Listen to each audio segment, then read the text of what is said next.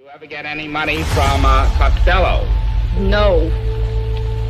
And did you ever get any money from Meyer Lansky? I never got money from any of those fellas. None of those None fellas? of those fellas. None of these that I've been reading about, or none that I knew. They never gave me anything. None of the Shetties? No. You I think- don't even speak to the... I mean, I met that Charlie once or twice. I don't even talk to him. You don't like him? I was conscious of the fact that he had a reputation for being an outstanding bookmaker. You ever hear him referred to as the Prime Minister of the Underworld? That term I did not. Also known as Duck Corella. I refuse to answer on the grounds of making offense of got any business? I refuse to answer on the grounds of offense of criminal. You have any profession? I refuse to answer on the grounds of making offense. Have any occupation?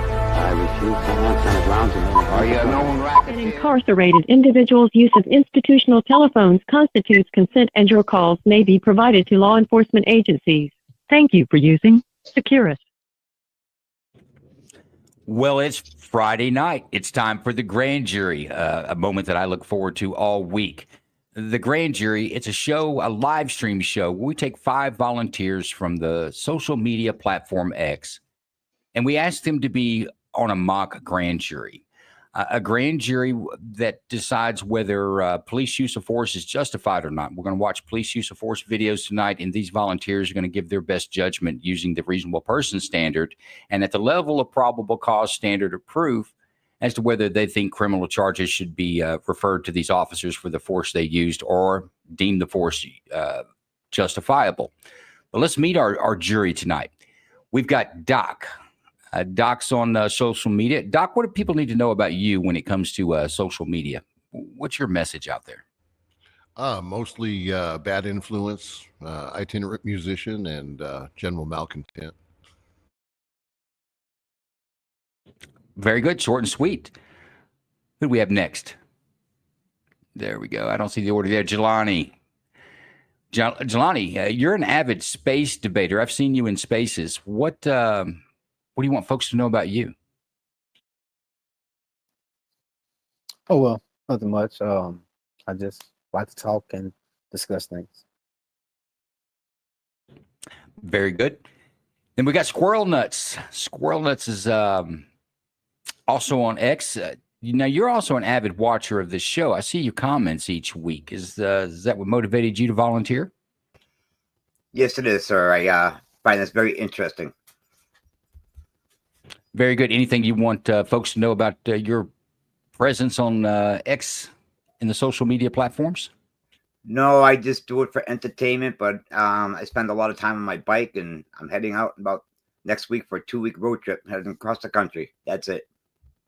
And that's what your profile says, is you're an avid biker. I've got you labeled as the American biker. Are you also a fan of the First Amendment and the Second Amendment? I can't hate you for that. I like it. Awesome. Next, we've got National Reparations Commission, or TAA activists on X. And I apologize for the picture, my friend. There were some spots I didn't get your nicer picture in, so my apologies with that. But what would you like people to know about you, TAA, and what you're on X for? Hey, y'all. So, yeah, my name is Patrick Newbill. My pseudonym or my persona online in the activism world is The Active Activist. I am a police brutality and use of force aficionado. I won't call myself an expert, but I am very knowledgeable. I used to be a major Black Lives Matter organizer, and now my main focus is politics and anti-immigration and reparations and doing different things for Black Americans in the United States. Very good. Looks like we've gotten all skewed out on our avatars. Big Ron, can you do that while I introduce you? All right, folks. Well, there's your grand jury tonight, and we want to give them a warm thanks. They put in some time for this. They volunteered to do a rehearsal on Thursday night for a bit to get things sorted out, and then, of course, during the entire show tonight, they're here with us. So they deserve some accolades for doing that. We've also got a space running on X Spaces that's adjacent to the show. We've got our co-host Fidgy with the Night Court Show, and Charlie Sue. She's a big big veteran advocate on X that's helping us with that co-host there. Tonight we'll have a special show, our special case called a space case. We did it last week. We're going to do it again this week, where we'll let the folks in the space decide and tell us how they think about the situation, what they would decide if they sat on the grand jury. And of course, the comments are open for anybody that's watching. Shoot us your opinions in here. We'd like to see it. But tonight we've got, like any good grand jury, we've got expert witnesses. We've got Jason, 30-year police veteran, and also the creator and patent holder on the 3D response system, a school safety system. We got a video that we're going to look at a little bit later and talk about that.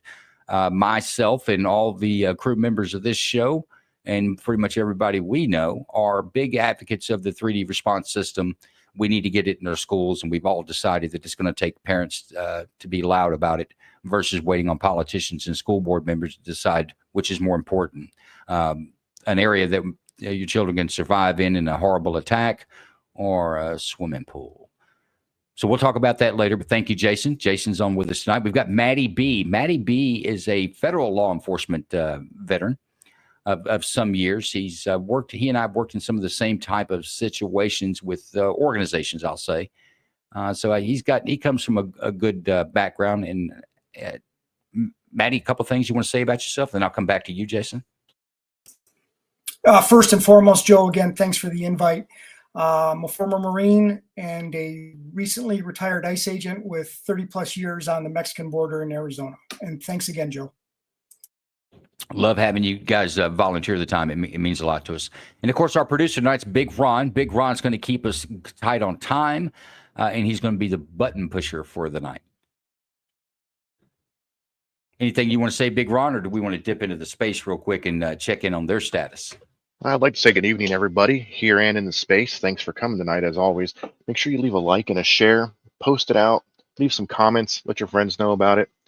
We've got all the videos loaded up. We've got a good group of jurors tonight, Joe. Some good expert witnesses.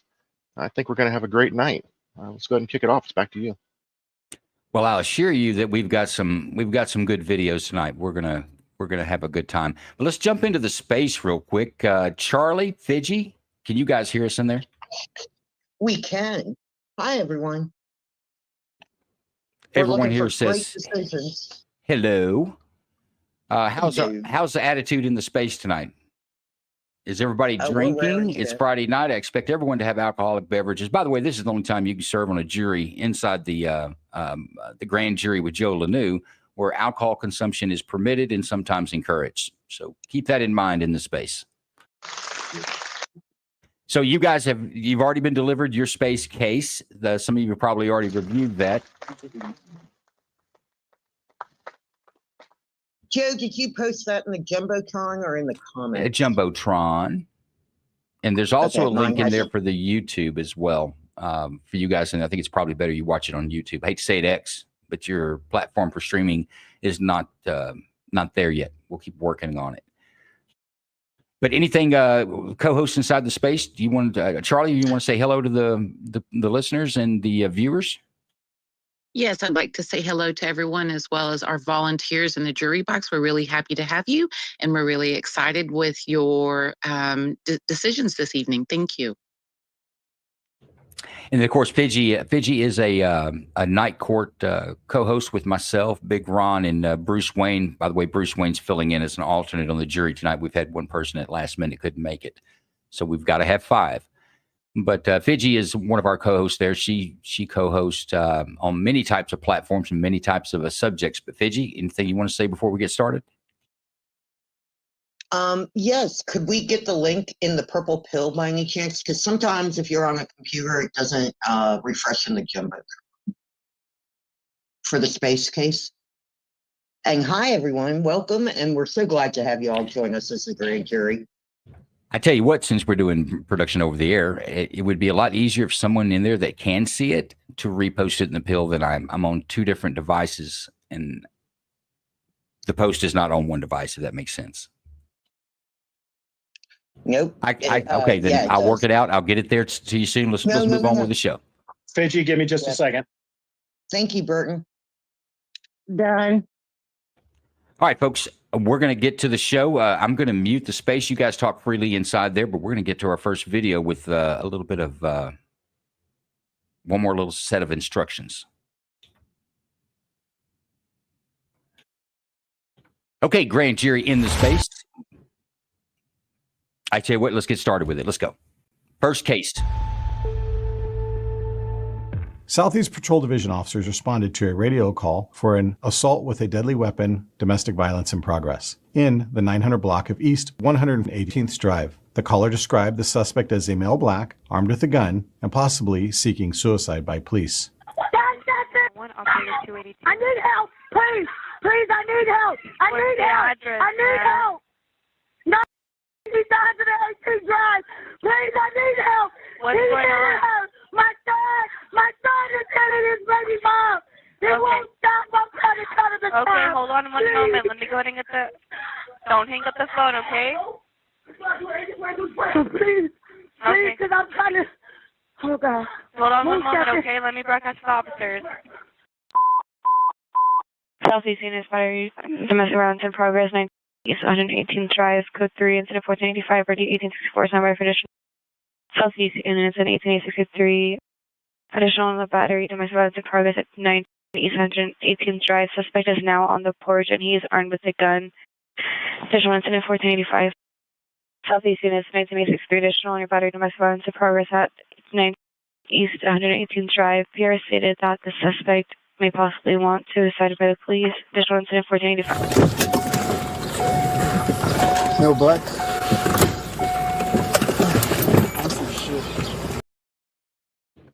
You know what? That is the wrong one. Let's go to case 2. I'll fix that.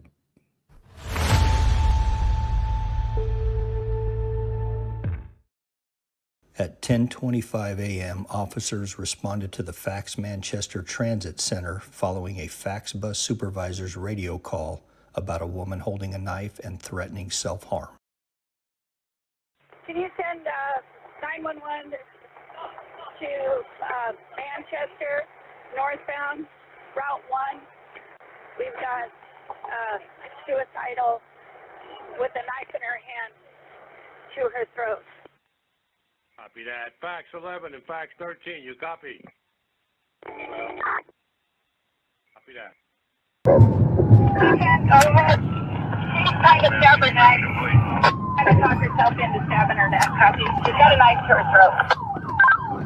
Fax 13. Can we find out where she's at?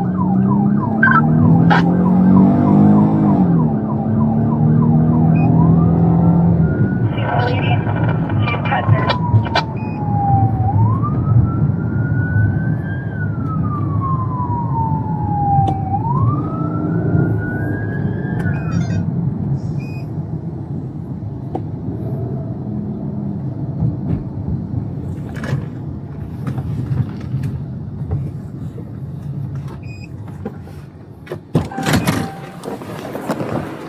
Where's she at?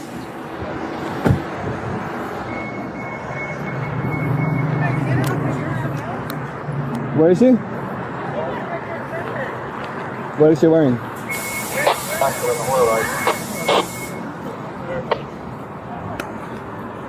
Hey, everybody move out the way. Everybody move out the way. Hey, put the knife down. Get out the way. Get out the way. Hey, put the knife down. I do not want to shoot you. Hey, put the knife down. You're gonna get shot. Put the knife down. Put the knife down. Hey, get down. Put the knife down.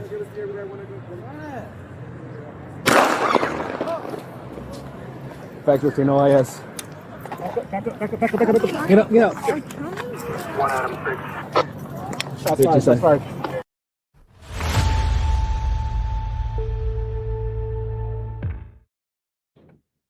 Okay, grand jury, that's your case. Disturbed woman with a knife was the dispatch call. You saw how it turned out. I don't know if there's really much more to add to that. So let's go to the jury, guys. This is yours. I don't know why we're changing around, but let me see if I can get this fixed. Okay, we're going to ask you to look at this as the reasonable person standard, which is not necessarily yourself, how you would react to it, but a reasonable person. In this case, it would be a police officer. It's not the police officer the first day on the job, and it's not the most experienced 30-year veteran. It's that officer somewhere in between, the reasonable officer, how a reasonable officer would have perceived this. And if they perceive themselves being in danger of death or serious bodily harm, or they fear another person is in fear of death or serious bodily harm, is the only time that deadly force can be used. So with that, I'm going to turn it over to your jury. Well, let me ask this. Do you guys have any questions in the jury box before we get started? Any portions of the video you'd like to see again? Yes, Joe. I'd like to see just towards the end where the two people are walking with her before he shoots.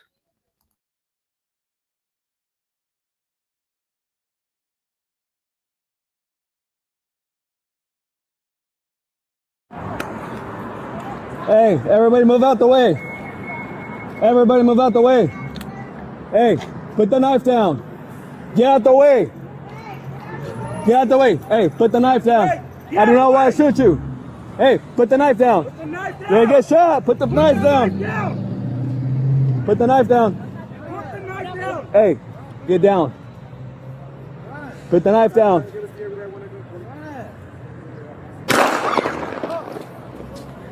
Fact 15 OIS.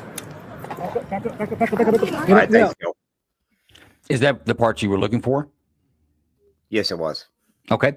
And guys, our expert witnesses are here if you want to ask them any questions as well. Now's the time to do that. If we don't have any questions or any other portions of the video that we'd like to see, we're going to start the clock. Now, even under deliberation, you guys can still ask questions. So don't think that this is the last time to ask questions. But if you don't have any questions for the experts or any portions of the jury, we're going to get the clock started. Can you play the part when the dispatch was relaying it to the officer? So you want dispatch information? Let's do that. Mm-hmm.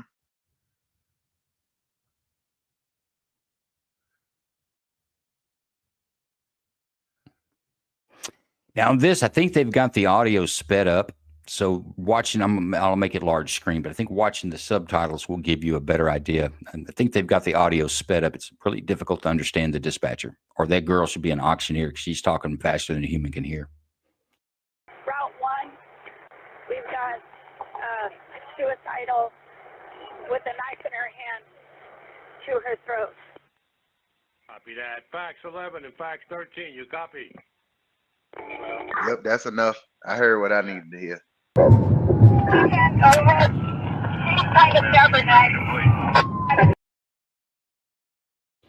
Very well. Anybody else? Any questions or any other portions of the video they'd like to see or hear?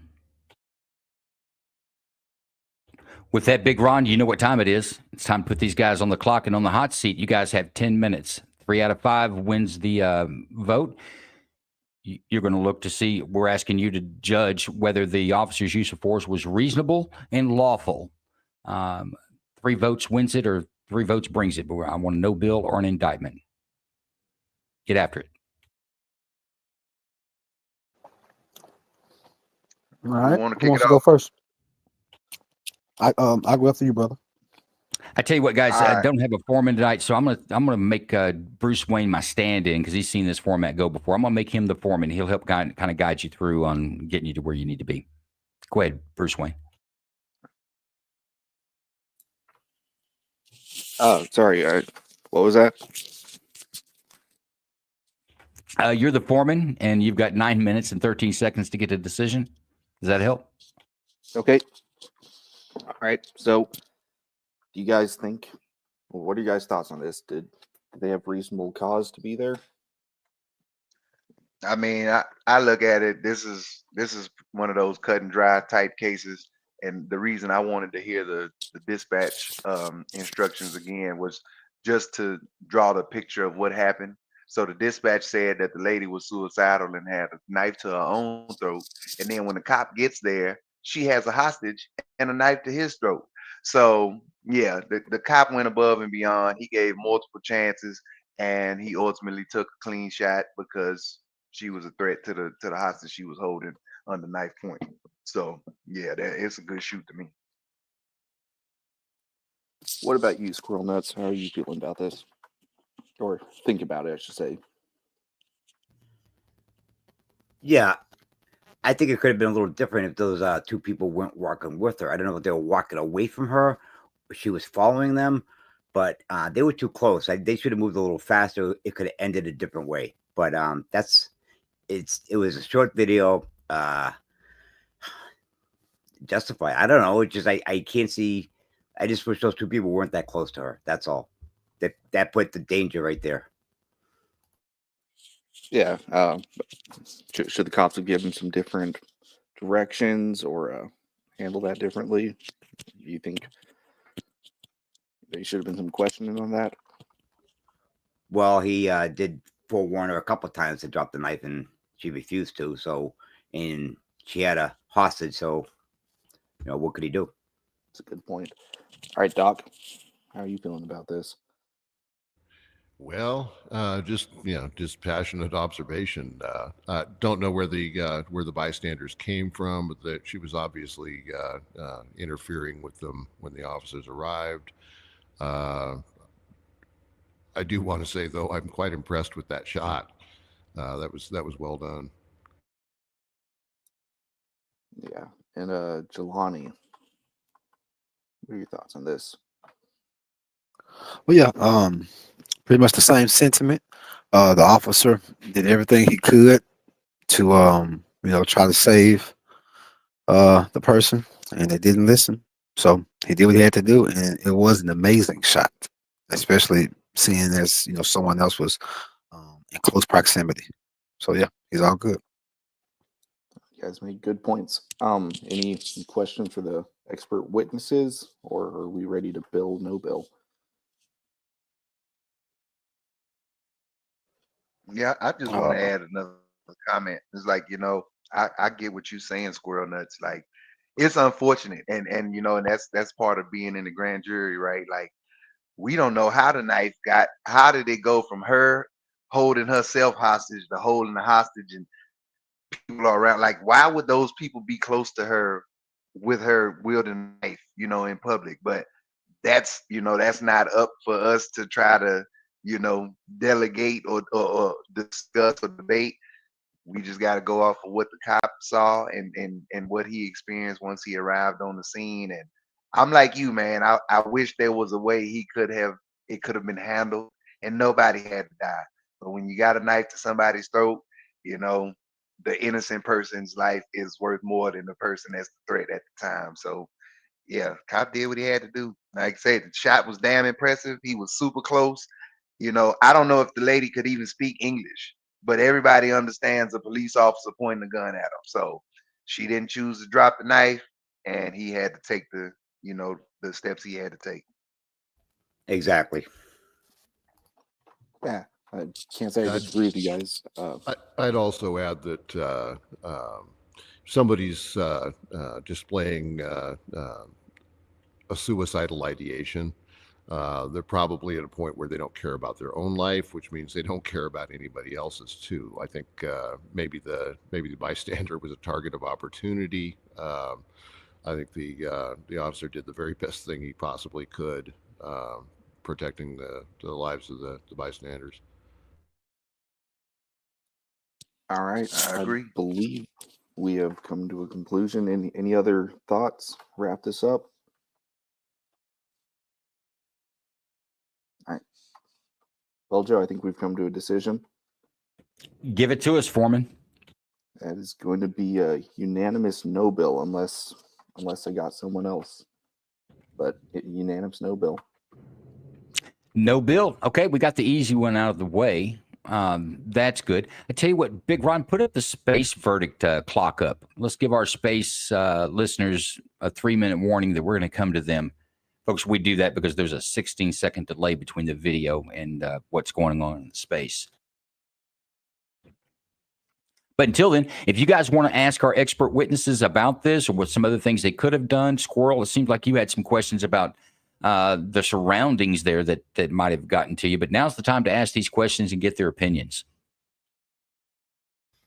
No, it wasn't really the surroundings. Is I couldn't understand why those people just weren't walking away as quick as they could from her.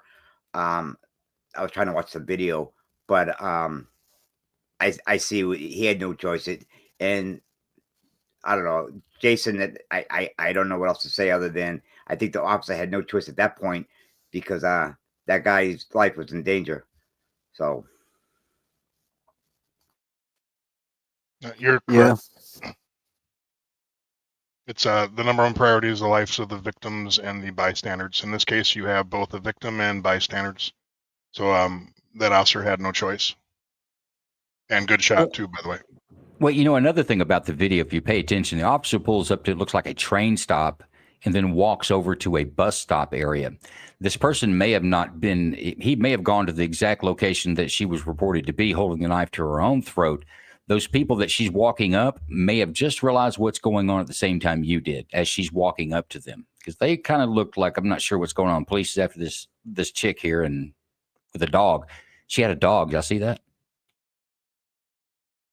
No, I didn't even catch that. Yeah, I did. Yeah, There was I a saw the dog little at her. small puppy she had. I mean, I didn't know it was hers or not, but I just saw her walking by on the bottom of the She was holding screen. the leash. Oh wow, wow. Let's go to Matty. He's been real quiet. I don't want him to get away with not speaking on the first case. Matty, what was your impression of this video?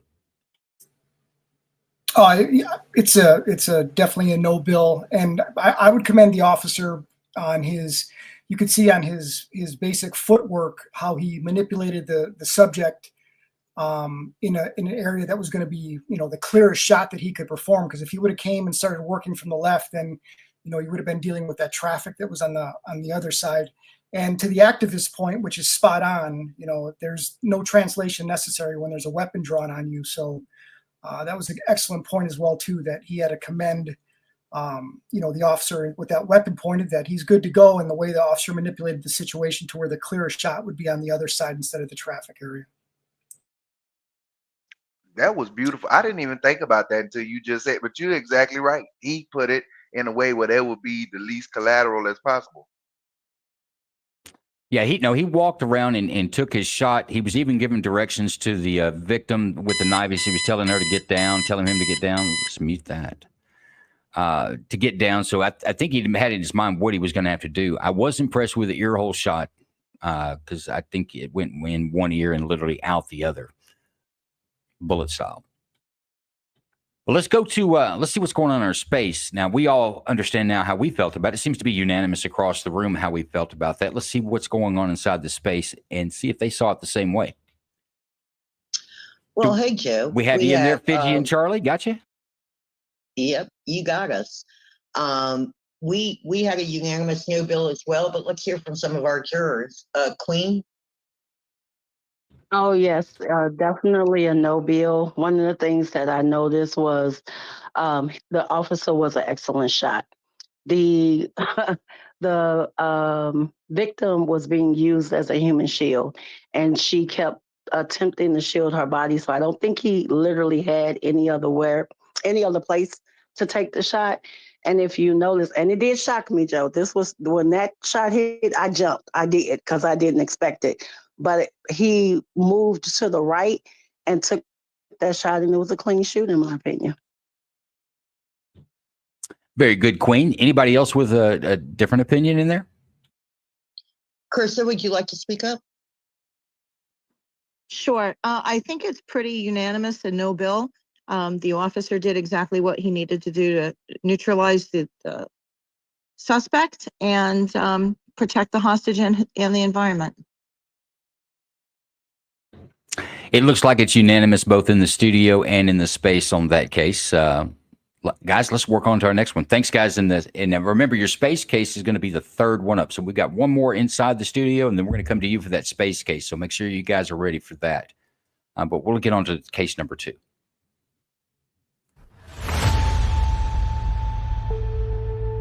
Oh, hang on a second, brother. Hang on. Let me work it from here because I'm out on. Help in the stabbing or that copy. You got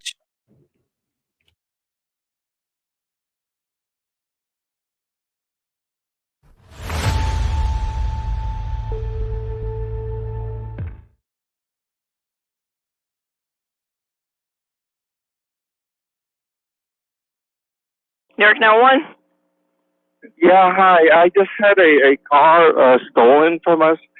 Did you see this Point happen? blank. No, he just took off. He threatened my son with a knife, and he took off with the car.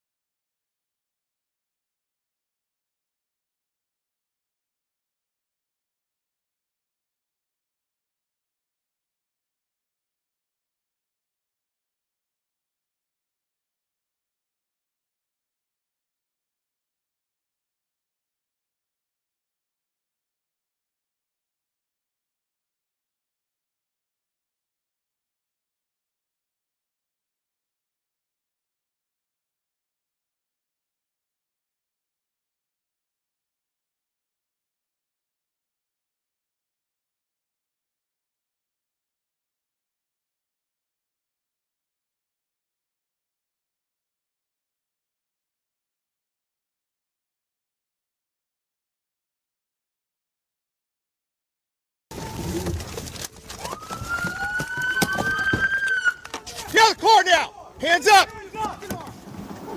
Hands up! Hey! Hey! One at a time. Keep your hands up. Somebody come to me. Hey, do not fucking move. Drop what's in your hands. Let go. Stay right there. Stay right there. Driver, keep your hands up. There's somebody right over Hey, there. want to get the driver out? Hey, passenger, get the driver out first. All right, that's good. Hey, putting somebody right here. I got you. I got commands. Driver! Hold on. Hey, everybody hold. Everybody hold. You take control of the driver here. We're just going to hold. Nobody else talk. Copy. Driver, step out of the vehicle. Driver. Step out of the vehicle. Give me a 40 over there with him. You got lethal? I got lethal. Keep your hands up. Walk towards me. Now, Jay, go ahead on over here. Turn around. Gun! Drop down to the ground now! Drop down! Hands up! Hands! Hands! I got the gun.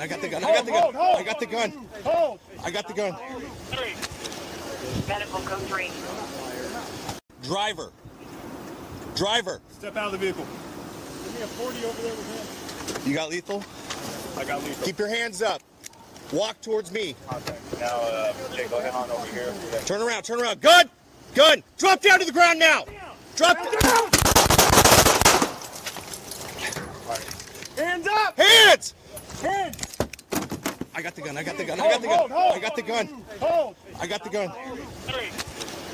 Medical code 3. Driver. Step out of the vehicle. Give me a 40 over there with him. You got lethal? I got.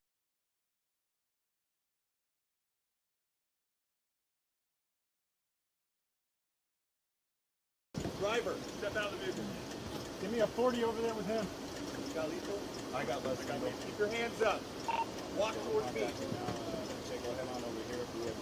Turn around. Gun! Drop down to the ground now! Drop down! Drop Hey! Hands up! Hands! Move up. Don't fucking move up. Don't move up. Hey. Don't hold. I'm not gonna move, I swear. Driver. Step out of the vehicle. Give me a 40 over there with him. You got lethal? I got less. Keep your hands up. Walk towards me. Turn around. Gun! Drop down to the ground now! Drop down! Drop Hey! Move up, move up. Don't fucking move.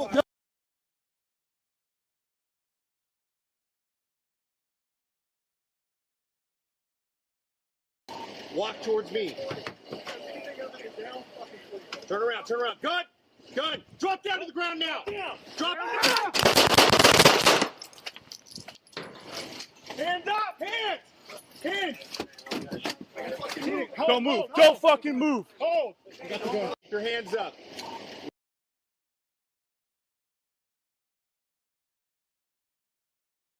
Drop down to the ground now! Drop down! All right, folks, so there's several times and several angles there for the shooting, but this began with a carjacking at knife point. They said they found the car, they sat on the car until the occupants come back to the car. They encountered them and then walked them out, and you saw what happened from there. Are there any points of the video that you guys want to see again?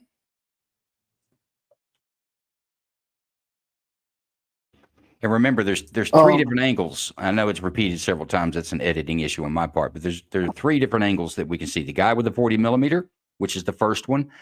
The officer on the passenger side of the vehicle that shoots across the hood, which is the second one. And the guy in the tattoo shirt that we're watching here, which was just to the right of the 40 millimeter, the orange gun guy. So if you want to see any points of view, let me know.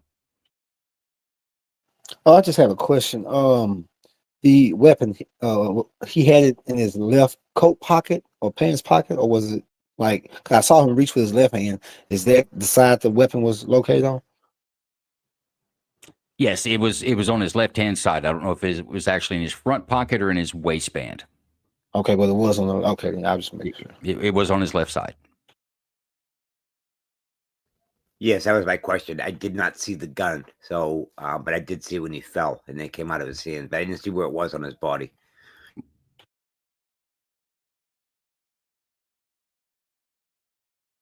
Let me get back to the 40 millimeter. I think is the best vantage point to see this. Driver. Yeah, I'd like to see. Driver. Step out of the vehicle. Give me a 40 over there with him. You got lethal? I got lethal. Keep your hands up. Walk towards me. Now, Jay, go ahead on over here. Yeah. Turn around, turn around. Gun! Gun! Drop down to the ground now! Drop down!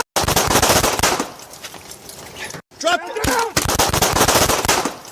Drop down to the ground now! Drop down! Hands up! Hands! Hands! I got the gun, I got the gun, I got the gun, I got the gun. I got the gun. I think it was in his waistband. Hands! Yeah. I got the gun, I got the gun. Okay, if you look there by the stripe, you can see the gun. The gun turned out to be a BB, an air pistol. It was not a real gun, but this was the gun that was in his left side. And we'll go to the cross view on that. You can kind of see what he does more with his left hand than you can from 40 millimeter, less lethal guy.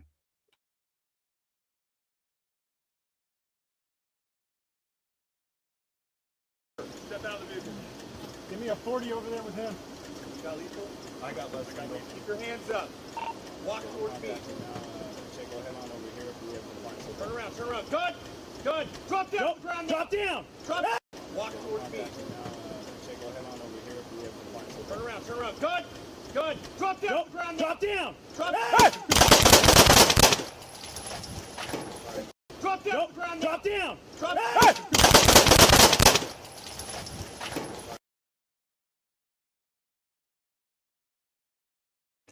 You can see the gun come from his waistband, from his left hand. It hits the hood of the car for a second before it rolls off. You can see it there as the black mark on the hood. Let me see if I can advance it real slow. Yeah, I see it. But it bounces off the hood of the car and goes to the ground. Does that satisfy what you guys need to see on the video? And you can go back again once you deliberate. Somebody brings up a point in deliberations, you can come back to it. But is there anything else that you want to see now, or any questions of our expert witnesses before we go to deliberations? No, that's it for me. No, thanks for playing it again. I have a clear view on it. All right, Big Ron, let's get the clock up on that one. right, you guys, deliberations, same rules apply. You're looking at it as a reasonable person, applying a probable cause standard of proof, which is more likely than not a crime occurred, and more likely than not the accused is responsible for that in the use of deadly force. Would a reasonable person believe that their life or someone else's life was in danger of death or serious bodily injury? If that answer is yes, you must no bill. If that answer is no, you should indict.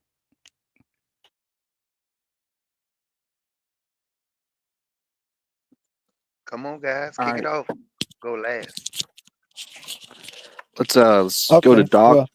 Well, okay. Or go ahead, Jelani. Okay. Well, so I do have a question. So well, you know what? I think I asked about protocol yesterday, and right now protocol doesn't matter, right? Well, protocol could get an officer fired, but you can't go to jail for violating a protocol. Now, Okay. if there's such a violation of an obvious protocol, remember not the 30-year veteran and not the first year Right. day on the job cop, but that even an average officer would have known that the violation of this could have been reckless or caused injury, then you could consider it in that case. If you Okay. see it in this, then we can talk about it. I don't know that I see it, but if you see that aspect in here, we could talk about it. Okay. Right. No. I mean, I don't think so. I wasn't asking if they broke anything. I mean, for that reason. What I will ask though is also, is the possession of the weapon a threat in itself? Him That's kind possessing the weapon? This is what we're asking you to decide. Okay. I can help you a little bit on that with Okay. that. Okay. That So action. Remember, this action is faster than reaction, and that weapon was right. there. Right. Okay. All right. So let me say this. Um, when they, so first of all, when he got out, it seemed as if he was ready to turn himself in. I'll say that. Just from, because again, we have to go with all the knowledge before the trigger is pulled. So before the trigger is pulled, he was following directions. He was not resisting. He was not belligerent. He was doing exactly as he was told. And then when they set the gun, and I heard the officer say drop, it would, I can't say, but him reaching for the gun, from what it seemed, maybe somebody he was trying to reach it to drop it. And just based off his previous actions before that, that makes me think that he was, reaching to give the gun up, not reaching to shoot. So, I would, I would say that if it's not, I mean, I'm not sure if it's reasonable to shoot so quickly in that particular instance, given everything that happened beforehand. And I'll rest right there for a moment. What does the Yes. rest of the room think about that? Were they a little quick on the trigger, or are they not really expected to wait and see what he does with it? What I I'll saw say was, this. Oh, yeah, let me just go real quick. What I saw was he should have kept his hands up. They saw the gun. They did not fire when they saw the gun. They wanted him to go to the ground. He reached for it, turning it in or not. He should have kept his hands up and went to the ground. Him reaching for that, to me, that's the wrong choice. He could have made. yeah, I agree with you, Squirrel Nuts. I disagree with the commands that were given. As I understand, you're scared. You got a gun on you. He knows that it's not a real gun. They don't know that it's not a real gun.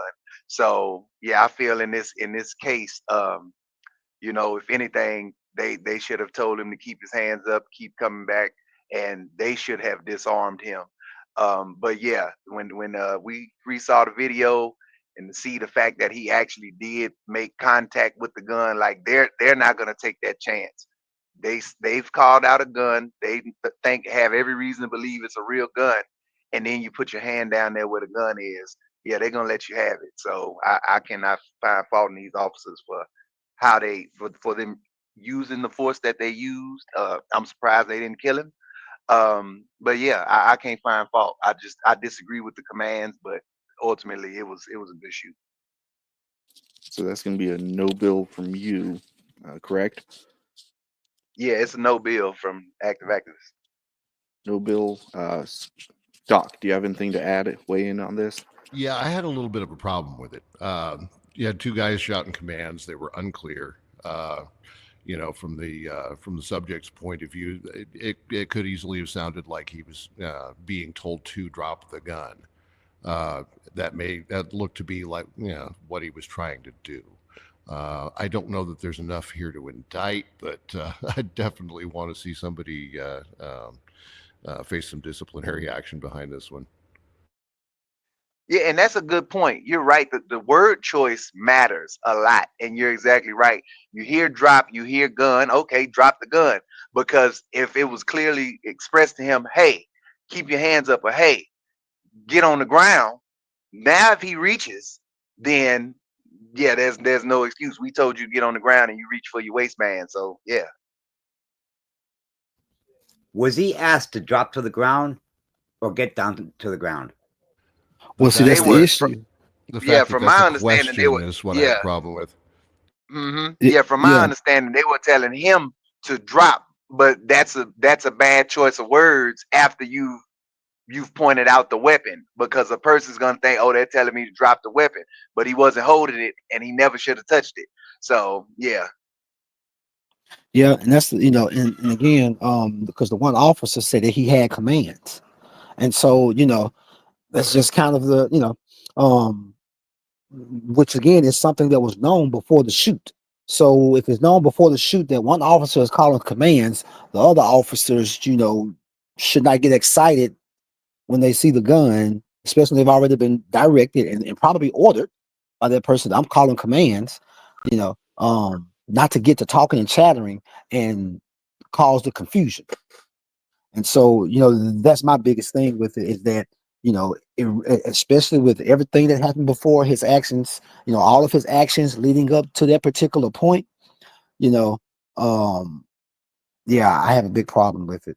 Because I do feel it was very hasty.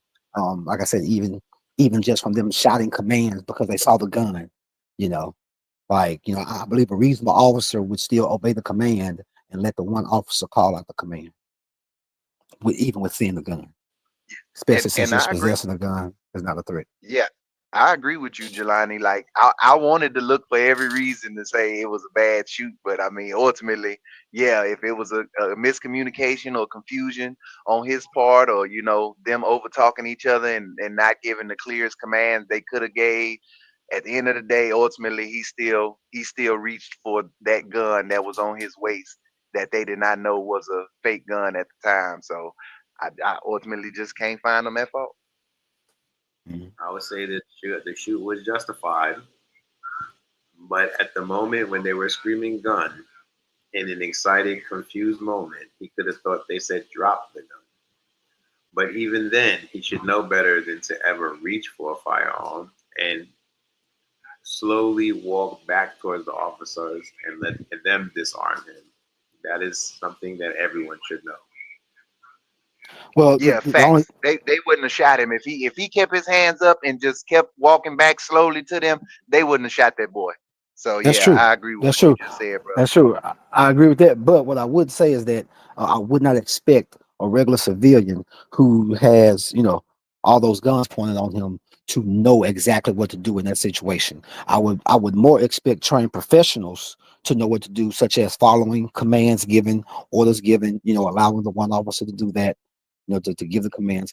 I would expect them to know what to do more than I would expect just a regular civilian who's probably never had any training with, dealing with officers or how to respond, because again, he's scared, and from everything that happened beforehand, it seemed like he was trying to turn himself in, seems as if he was surrendering and giving himself up. So, I just wouldn't be able to hold him to that standard of what he should have known to do.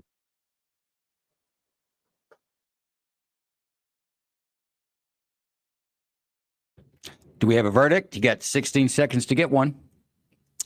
What's our verdict? Let me take a roll here. Glocks and Gears, did you hear enough of the case to give us a vote? Doc, what's your vote? I'm going to go Bill.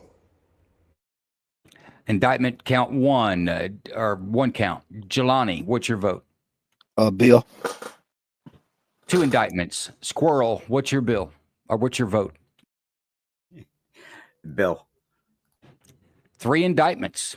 That's a grand jury indictment there. Active.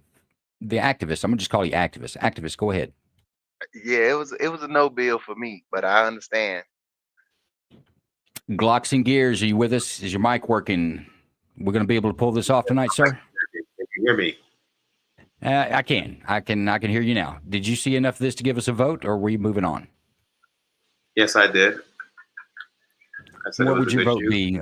An indictment or a no bill? No indictment. You said no indictment or yes indictment? No, no indictment. It's 2 to 3. He getting an indictment. No indictment. There it is. Indict on formal charges. Well, let's take 3 minutes to discuss that. Big Ron, put that purple box up for us. Jason, Maddie, do you want to say anything on this one? Or and if you guys have any questions for the expert, now's the time to do it. Now you can get opinions. But let's go Jason first. This is a no indictment all day long for me. Joe mentioned it earlier. When you're in that scenario, and I agree with the jury, I thought the communication was less than par when the stop first happened. But then somebody on scene said quiet, and then one voice was being heard. So I think they started bad, brought it together, and I thought the commands were very clear. Once they saw the gun, and the reason they put your hands up and they ask you to spin is they're checking your waistline. And when he put his hands up and he spun, an officer observed a gun. They saw the gun. You let everybody know there's a gun. Once they saw the gun, they said, get on the ground, drop to the ground. I thought that was very clear. A normal person, why reach for anything at that point? In the other case prior to this, when you have guns pointed at you, at what point do you realize that if I don't listen to directions right now, I might get shot? The suspect recognized the fact the officer saw that he has a gun, and then he makes a move to reach for that weapon, and action is always faster than reaction. If the officers don't fire there, all of a sudden now this guy's spinning and he's surrounded by cops. Now the officers' lives are in jeopardy. So I thought the cops did a great job. I'm very impressed with how they handled the second person there as well. But that's my 2 cents. I would never indict this case. They did a good job. No, and I think you got me wrong. It was a no bill for me. I just said it wrong. I apologize for that. I thought the wording was a Whoa, little hold messed up. Yeah, Hold yeah, up. yeah, yeah. Hold up. That changes the count. That's 2-3 the other way. Because I've got active as a no bill. I've got Glock as a no bill. And then we have you as a no bill, Squirrel. That's a 2-3 verdict. Did our verdict go sideways? Yes, it did. That was my mistake. You know, if you dismissed for the day for the grand jury, you wouldn't be able to change your vote. The guy would be indicted, and that's it. But we'll change it here. So that actually is a no bill. Does anybody, some of you guys that were thinking that the commands were confusing, and after what Jason said, you guys want to comment on that real quick? Well, I mean, from what I heard, it was still confusing because as soon as they said drop, he instantly reacted, to reach for his weapon. And I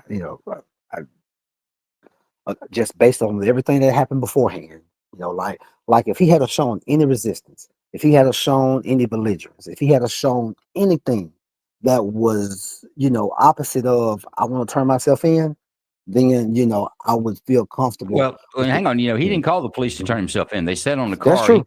He come out to get into a stolen car that he'd taken at knife point previously. Right. And they swarm in on him. So he wasn't turning himself in. He was and I agree with you. He was obeying the commands to the point he gets out and turns around, and then the gun happens. Right. I want to go to the space, but I want to go to the space real quick because we are on a time limit, guys. But I want to say this, that I think the 40 millimeter guy should have, or we'd like to see them yell out non-lethal when that goes off, because it kind of can sound like a gun. And if you didn't notice, he deployed at the same time or slightly before the shots rang out. So you might even make a case for sympathetic fire. But I still would say it's a clean shoot that any reasonable person would have believed that their life or a third person's life might be in danger. That would be my call on it. But let's go to the where we at? I think they're hearing us in there now. Let's go to the space and see what they say in there. Maybe they're just as sideways as we are. How you guys doing in the space? Charlie Can you hear me? We can hear you. We got you. And I'm going to let Charlie Sue talk. Let's hear from Charlie Sue. Great, Joe. We actually have a couple of different speakers for our bill or no bill. By consensus, however, we agreed on a no bill, but we'd like to hear from our first bill, which is Mr. Ronan. He'll be our speaker for that. Well, let's go ahead, Ronan. Yeah, so prefacing, the understanding of the 21-foot rule and all that jazz, I get all that. But as he was coming out of the car and having watched that from all the angles, he was doing the commands. Stupidly reaching your hand is, certainly a thing sometimes. But there was a lot going on, and I feel like even with that 21-foot rule, they could have used tasers instead of lethal right off the rip, and maybe that guy didn't have to get shot. Well, I mean, if we're looking back in the hindsight, 100% he didn't have to get shot. It was a BB gun. So, I mean, that's also true, I think. But it's interesting how there's a high standard on police and how they should see things as a reasonable person. And on the other side, it's like always the victim and never responsible for their actions. Because I'll get down to it. What the police officers, the only command they gave him was keep your hands up. And that's the one command he didn't obey. All right, who got next in there in that space? Yes, and he wasn't alone on that, but for time's sake, we're going to go to our no bill spokesperson, Corey. All right, I'm gonna say no bill for the simple fact that he wouldn't be put in that position if he didn't steal a car in the first place. Maybe if you don't steal a car, you won't get shot. And then who in their right mind reaches for a gun, even though we found out it's a BB gun afterwards, it doesn't matter. Who in their right mind reaches for a gun when you have guns that are already trained on you? Best bet is to follow the directions. And everybody said it's confusing, but guess what? If he would have turned around and said, hey, I'm talking to you, and he looks at that officer, and he says, and that officer tells him to come here, do this, whatever he says, that's one of the things. But guess what? He reached for a gun. You fucked around and found out. You got a nice surprise that day. Or as Krista says, comply, don't die. These are catchy phrases that they could be good. All right, guys, we're ready for your space case. You guys finalize your vote in there. I'm going to mute you again, and I'm going to play the space case for all of our viewing audience to see what you guys are deciding on. But this will be the space case time.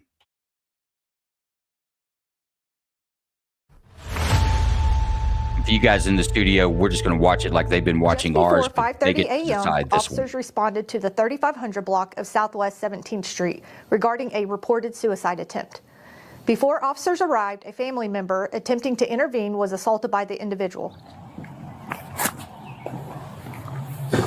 What's going on? Hey. Put it down now. Put it down now.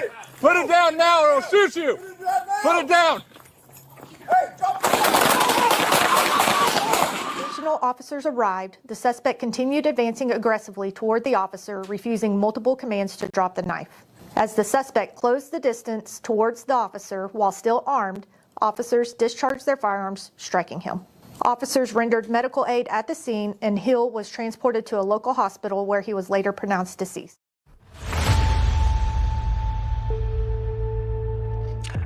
All right, folks, that is the case that they've had a chance to look at, and hopefully they got the deliberations done. But let's go into our space again and see what our space grand jury had to say on this, lawful or unlawful. What about it, ladies? Do y'all have a consensus yet?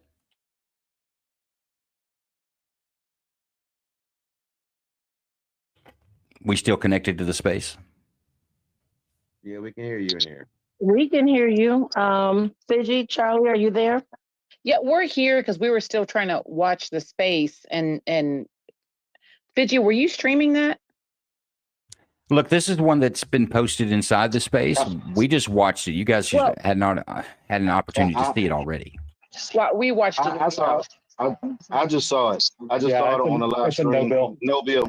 No bill. bill. No It's bill. a no bill. Yeah, it's definitely a no bill. Anybody voting for a true bill? The only thing I want to know is what was his mental state? Was he does he need any The mental state psychiatric now is help? dead. Well, A lot of his issues were resolved that night. Blot, did you May notice I say something? he didn't have anything in his hands, if y'all noticed? Yeah. No, but he was charging out of the house at the police. But do you see how in this incident they told him to drop it? They told him to drop it. He actually bumped the cop up, and the cop backed up, right? And he kept backing up almost to the middle of the street. So that's kind of what I'm saying. Like, I guess it's a procedural thing, because why wasn't the other one where we had the controversy given that opportunity as well? This man is actually showing aggression, charging at the cops, didn't follow the orders, and they're retreating. And then they waited at least 3 or 4 minutes before they issued deadly force. Can I answer that? That No, was seconds. That was seconds. And Okay, Jason so- and Maddie, if you guys want to chime in here, that'd be great. I'm seeing a knife. I'm not sure who's not seeing the knife. There is a knife. He was a comes knife. out swinging Yeah, a he knife had at a the knife. officers. He had a knife. He They swung it told at, him to drop he the swung it knife, at their arm. and then he started charging. There is a knife.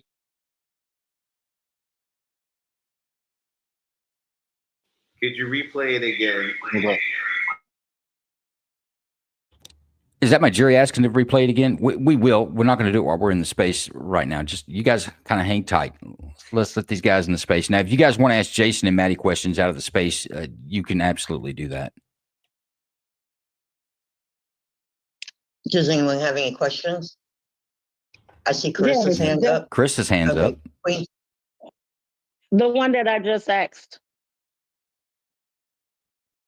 I'm not sure what your question was. You're comparing two different situations and two different scenarios as if the officers should have been trained to the same place and react exact the same way to the situation. I don't really see that how they compare.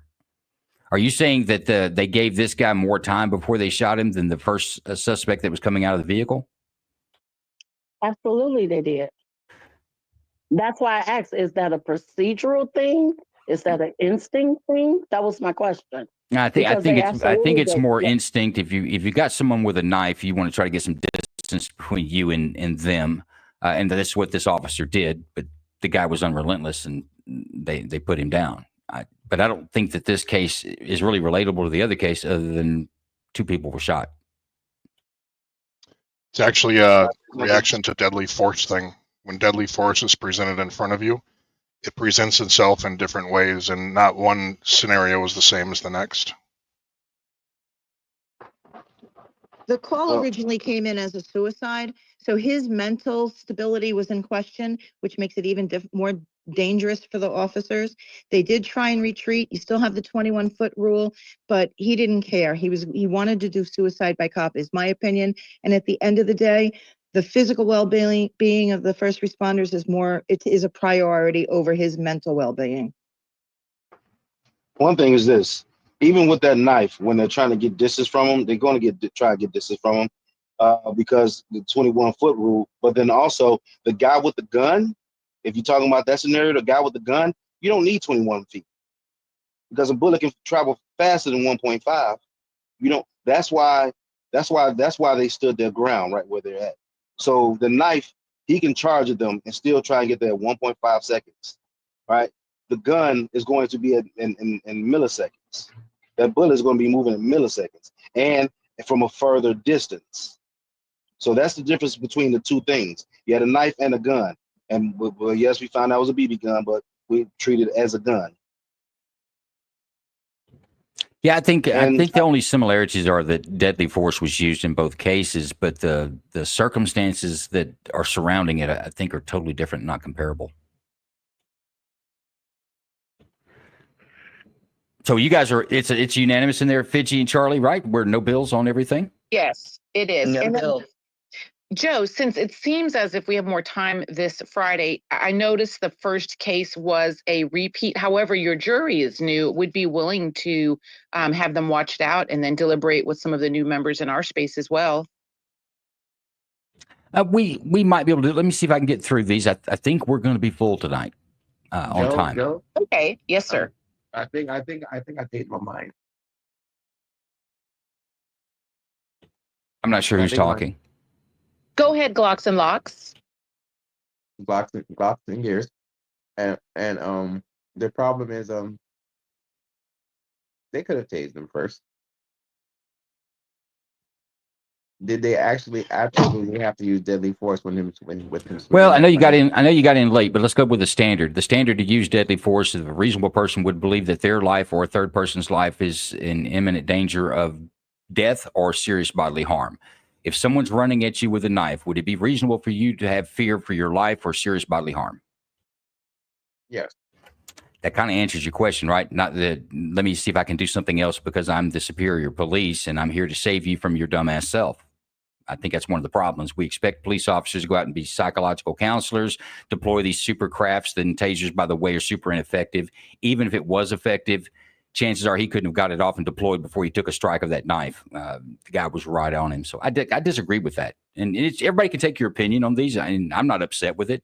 I understand where our jury members are, and I respect everyone's opinion and their points of view, the way they see things. But I think that it's a real unaware point of view to say that a taser would have prevented this guy from catching a bullet when he was on them so quickly. And I'll go back again. We can watch a video, put your clock to it. You tell me how many seconds you have to make all these decisions on all these great things you're going to do to save this jackass from himself. If you'd like it, play it again and put your clock to it. There's a clock in the top right-hand corner. It'll tell you how many seconds. That was less than 40 seconds from go to the door to being chased out in the street until gunfire.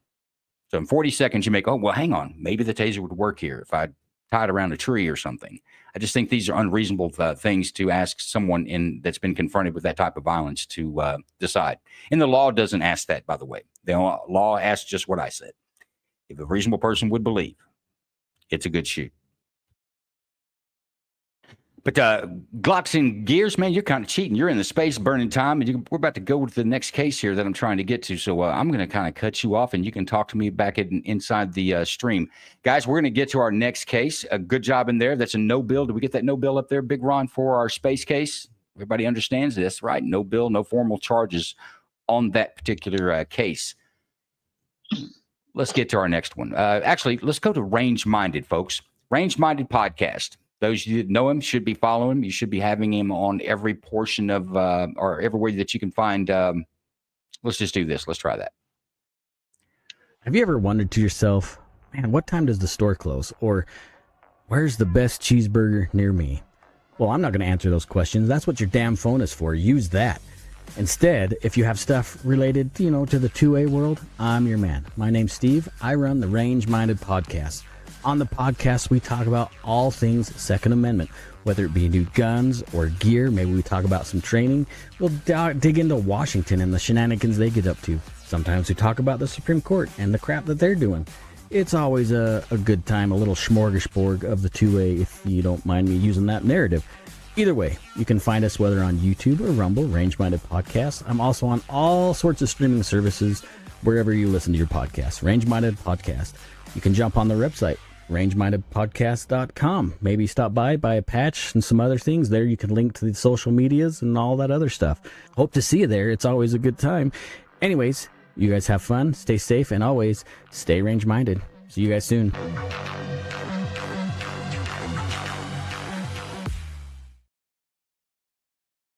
The Range Minded Podcast. It's absolutely a great show. If you are a freedom-loving American, he's on YouTube. He's on Rumble. I listen to him on Spotify. You should follow him in all those locations. It doesn't cost you anything. Give him a follow on X. He'll give you a great point of view on legal aspects to 2A and first A things as well. Also, good tradecraft with the firearms. So great guy.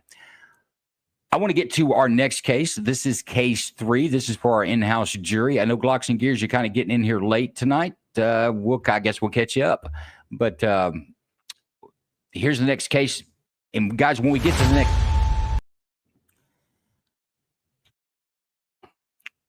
to the next portion of the deliberations, at least each one of you goes to either start at the top, start at the bottom. Just tell us what you think about it instead of having all the dead air and you guys are contemplating in silence. We're not going to allow you to do that. We want to hear what you're thinking and we want to hear your opinion on these. If you do that for us, I appreciate it. Here we go.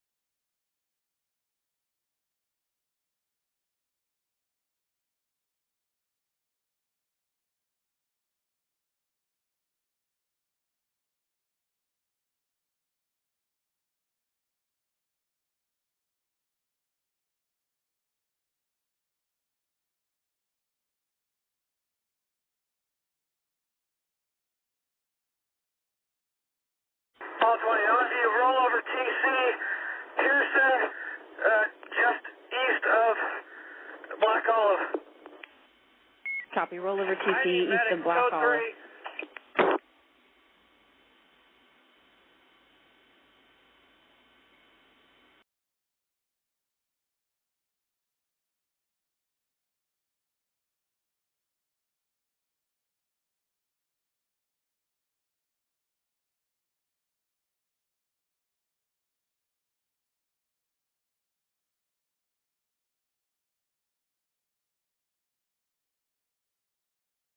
I've got an unresponsive female. I got a male in the car refusing to get out. Copy, give your cross on Black Olive. Pearson. Copy, Black Olive and Pearson.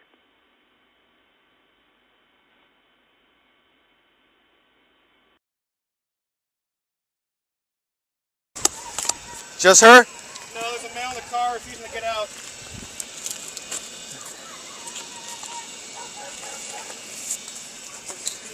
Yep. Female, she comes flying out. Do her C-spine right now. Okay, we got one. He's refusing to get out.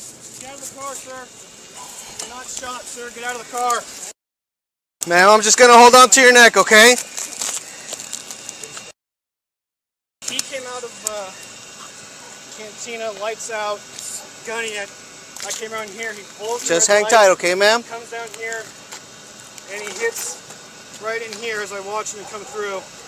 He was trying to get away from me. Sir, you need to come out of the car. The car is still on, and I don't want you to get hurt. Right up here. What do you mean you got shot? Yeah, I was right there. I saw it. Did you get shot at the cantina? Who shot you? The cop did not shoot you.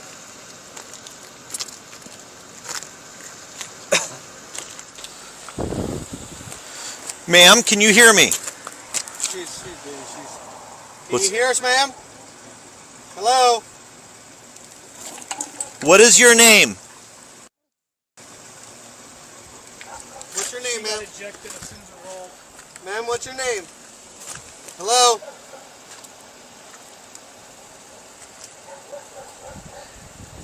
Ma'am? Sir, can you step back for me, okay? I don't want anything to happen, okay? Yeah, I brought some Yeah, that's not... for the... What's that? Stop the bleeding? She's fine. If you just go stand over there... What? She's fine? That, as far as bleeding, we have it, okay? Okay. Thank you, sir. Ma'am, can you hear me? Paris Paul 33, we need medics here now. Ma'am, can you hear me? Can you hear me? What's your name? What is your name? Keep talking to him in there. What is your See name, what we ma'am? can figure out. She's She's puking. 1028 out of Oregon. Ma'am, what is your name? 242 Henry John King, Toyota Ford. Ma'am? Can you hear me? You got an extra pair of gloves? Here. No, we don't want him to get hurt. I'd appreciate if you guys stand over by the Sierra Park sign again. Ma'am? Can you hear me? She's still breathing? She's still breathing, but she's vomiting. What is your name? Are her pupils responsive?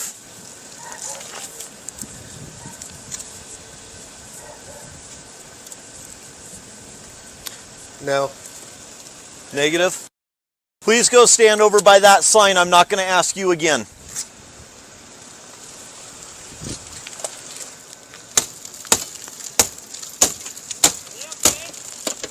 Stand over there.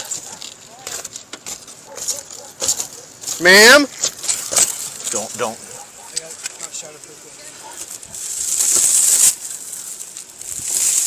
Watch it. Ma'am, sir, step out. Pull it. He may be hurt in there. Yeah, I know he is. He's in shock at the very least. Ma'am, Paradise Police, can you hear me? Sir. Hold on. Turn off the car. Can you got the shatterproof gloves right there. What is your name?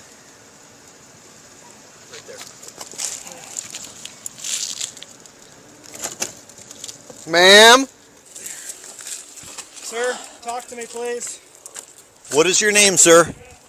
We know. Step away, please. He's breathing.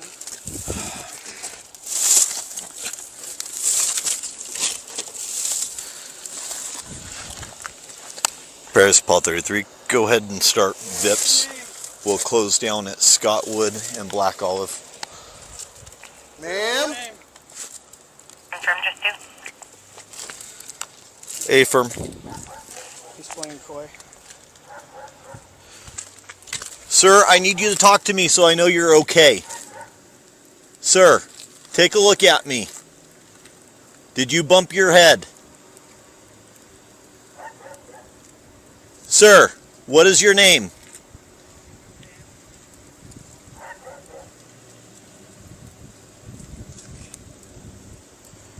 How did she get? She just. Where were they going? They were coming eastbound. This way. They go right up on that thing, hit, and roll, and she comes flying out. Wait, so they're coming this way on that side? No. This way. They're headed this way, so they hit over there And flipped. and then came down this way? Yeah. Is she still breathing? She's gasping for air. Okay, well, her airway might be clogged. Yeah, she's vomiting. Sir! Sir, what is your name?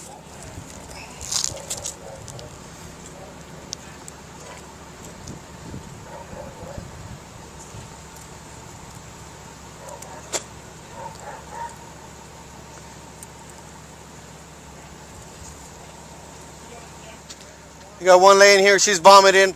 Pupils are non-reactive.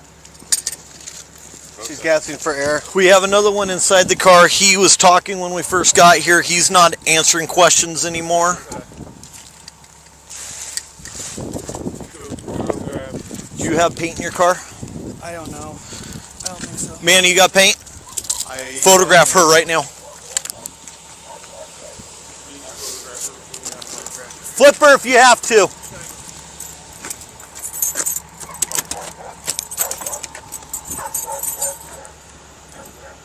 You're good.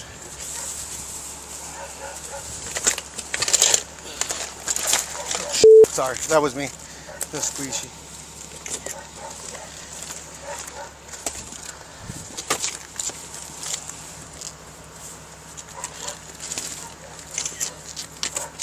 What do you need? Well, we got 2 patients. What? flight care. She's agonal breathing. We're gonna have to start CPR on her.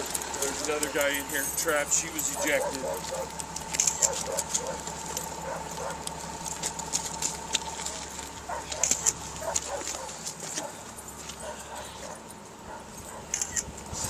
Manny. Yes. Keys to your trunk? You don't. We need to open it with the. Will ya? What do we need? I need to see if you got paint in there.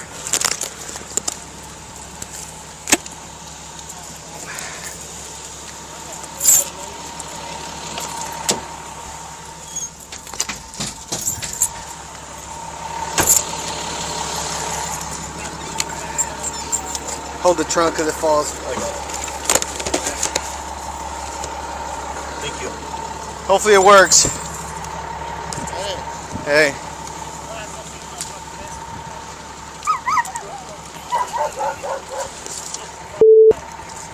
You guys need to step back. Go back all the way over on the sidewalk. Back on the sidewalk.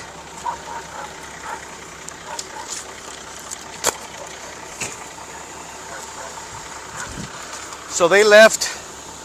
So that's where they hit right there? Yeah. So it went there, came here on the side. Rolled, spun again. Basically hit, went like this. Okay. And went over.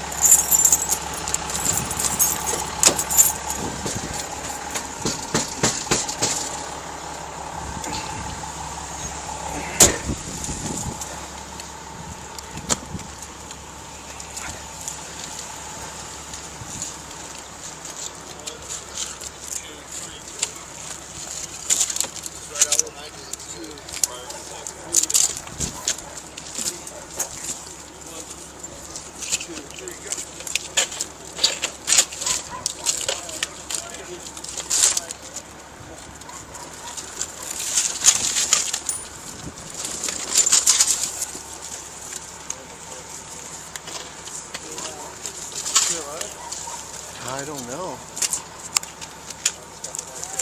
I don't know if they called it or what's going on. She's still moving. I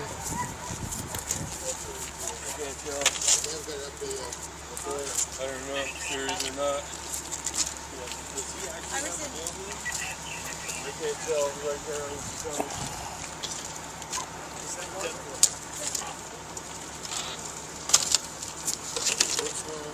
Feaster. Sir.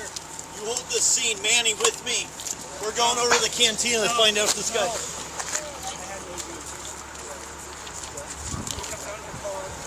Scream, I don't think I shot him. I wasn't even pointing at him. The gun did go off. Oh my God, are you serious? No, I don't have.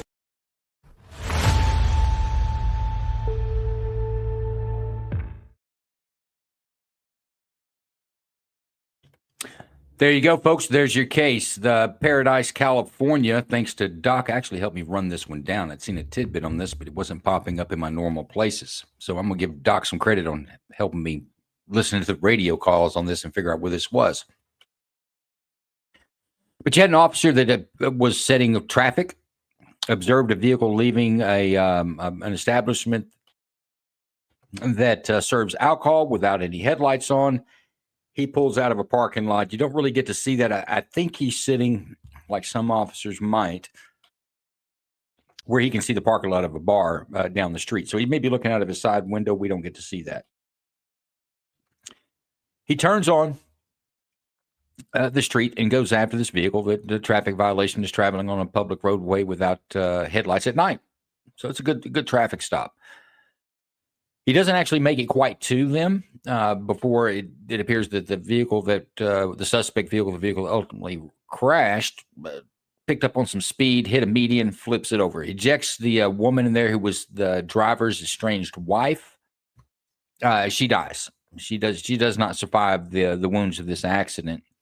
As the officer gets out of the car, he clears leather with his pistol. The driver of the vehicle comes out. The vehicle's on his side, as you saw, comes out the window, and he put two rounds there. He actually strikes him one time in the neck. He was paralyzed from this injury, and then 3 months later, he died of the injuries received that night. So both people in the wrecked vehicle died that night.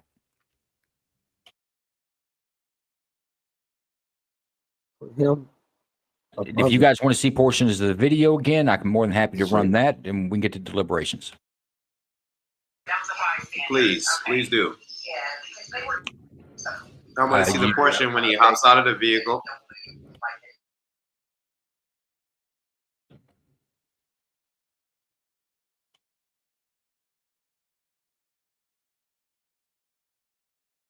Oh, was this the actual chase? It's not really a chase. He does turn lights on. Maybe a short chase there. Oh, wow, there it is. Yeah. Oh, okay. And they blank out. The woman was ejected there where you see the blanked out screen. As she Oh, is, wow. That's where she'll leave the world.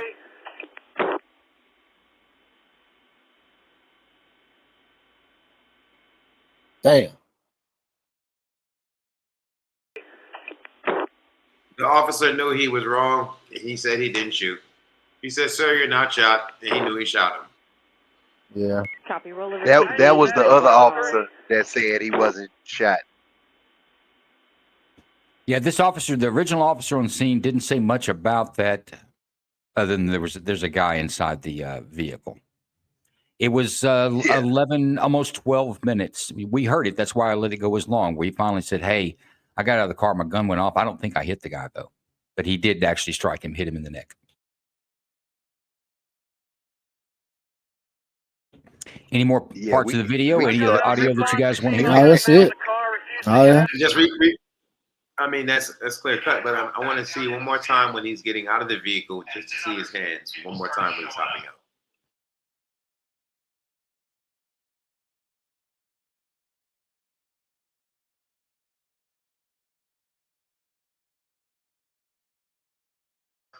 Do you see? I don't see anything in his hand. Do you see anything in his hand that I don't see? And that was the thing. Exactly. If he had something in his hands, it would have been a way more cautious search. He would have relayed that to the other officers. Let me make your task a little more difficult. We're looking at some pretty grain 10-year-old video out of a dash cam. Do you think the officer could have had a better point of view, or could have had a different point of view that it would be reasonable to think that this guy may have had something in his hand? Because here's the thing. Whether you like the cop or not, whether he reported it on time or not, you're really just looking at the fact that he have a legal standard to use deadly force. Did he believe, or would a reasonable person believe in his situation, the chase and all, everything about it, would a reasonable person in his situation believe that his life could be in danger, or a third person's life could be in danger when he pulled the trigger? That's what we're asking you to do on this. Yeah. Yeah, I think we can deliberate. Yeah, you can put the clock up. Let's do it, Big Ron. Let's get to deliberations. You guys are on the clock. 10 minutes. And if you would start with Doc, work your way down as your position there, and just give us a short synopsis of what you thought of it, and let's start that off as the first round. Yeah, I'm seeing enough questions here to really question this guy. First, the approach. The guy's trying to climb out the car, but there's no commands, no nothing. Both of his hands are occupied trying to lift himself out of the vehicle. So I'm not thinking it's a good shoot. And then go into the I might have accidentally discharged my weapon. That's somebody that needs further investigation, as far as I'm concerned. Somebody else may see something different. I'm in agreement. That was actually despicable. Um, yeah, yeah, absolutely despicable. That's it. I saw nothing to indicate why he shot him. I saw nothing. I didn't see or hear anything, so I didn't see it. Yeah, so that's one of the most egregious uses of deadly force that I've seen, and I've seen a lot. Yeah, exactly. Uh, if he said, even if he said, if he had some kind of logic to say, well, I thought he had something in his hands, he didn't even say that. So there was no perceived threat. You don't accidentally discharge your weapon twice at somebody getting out of a vehicle when you're pointing it at them. So yeah, this would definitely be a swift indictment for me. I agree completely with everyone before me. I saw no reason for him to shoot. I didn't see anything in his hands. I saw the gentleman hopping out of a vehicle after he got into a crash. He was definitely discombobulated, and he just turned over and the officer shot him without reason. I felt like the officer was probably angry more than afraid for his life, and he killed that man. So this is a swift indictment for me also. I'd also like to add that the initial responding officer there needs to lay off the Krispy Kreme.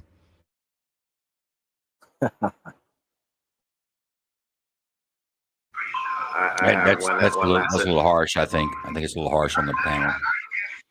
I would say the second officer came and he did his job, and him pushing back the other bystanders should have told him that someone was shot because that man came with sheets to stop bleeding.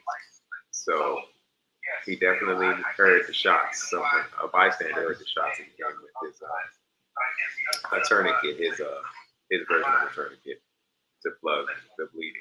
So yeah. If I'm not mistaken, if I'm not mistaken, a second officer told the guy he wasn't shot.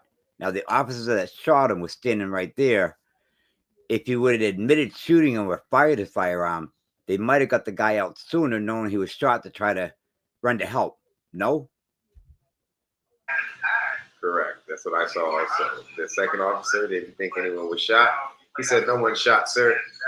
And the first officer said nothing about letting off any shots. I didn't hear it. You said it towards the end of the video. He said that he shot, but during the time he didn't say he shot him.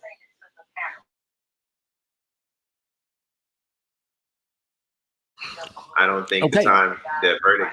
I don't think the time is even needed anymore because we're pretty much in agreement that. Well, that's where I'm going to go. Let's start at the top. Doc, bill or indict? Absolute bill. Indictment. Jelani, indict or no bill? Indict. 2 for indictment. Squirrel, indict or no bill? Indict. There's 3. We have an indictment. Let's go down and get the record checked. Activist. Indictment. Glocks and gears. What's your vote? Without a doubt, indict. Okay, I want to go to, there it is. It's a formal indictment, folks. We'll put our purple clock up, letting our space guys know that we'll be in there shortly. But I want to go to Maddie first on this one. Maddie, what was your impression on this video that we just watched? Yeah, Joe, unfortunately, this is one of the truest bills I've ever seen when it comes to that. So unfortunately, yeah, this is a definite indictment. Oh, and Joe, real quick, did he succumb to the injuries from the accident or from being shot? Or she died from the accident. He died from the gunshot wound to his neck some 3 months later. Thank you. And he was, this officer was terminated. He was charged, I think, found guilty for manslaughter. I'm not sure the circumstances behind it, but there was a criminal conviction as a result of this, and this person is no longer in law enforcement. Jason, what was your opinion? You said manslaughter charges. I actually thought that because his defense was going to be he kind of had an accidental discharge. He was hyped up when he got there, but I'm going to go back to when I was doing internal affairs here a little bit, and I'm not sure if you guys picked up on it, but he knew what happened beforehand.